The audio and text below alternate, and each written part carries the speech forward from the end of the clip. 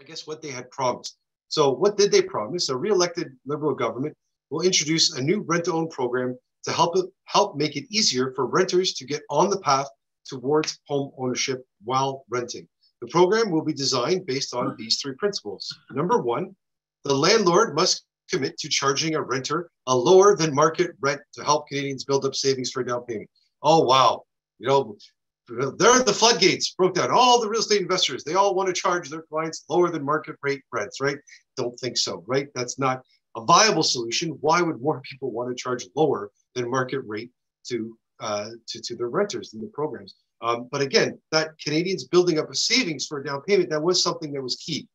Most people know Daniel's operated a bunch of rent-to-owns, and we talked about this as an association. That is a key part of actually having a clear exit for our clients to own the home, is having that down payment savings built up. So let's give them half marks on that. Okay, this is just a promise. But the landlord must commit. Number two, the landlord must commit to ownership in 5-year term or less. I'm okay with that because you know what? Most of our programs are 3 years.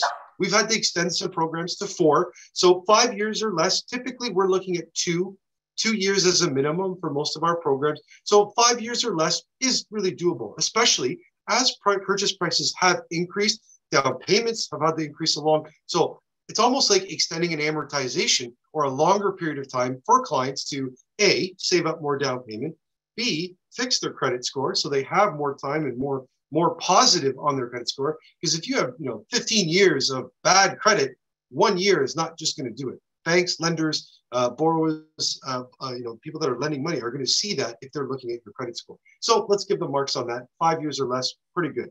Okay, and proper safeguards will be in place to protect future homeowners. Okay, well, that's not vague at all. What does that mean, those safeguards? This is right from, like you see the website here right at the bottom of the screen.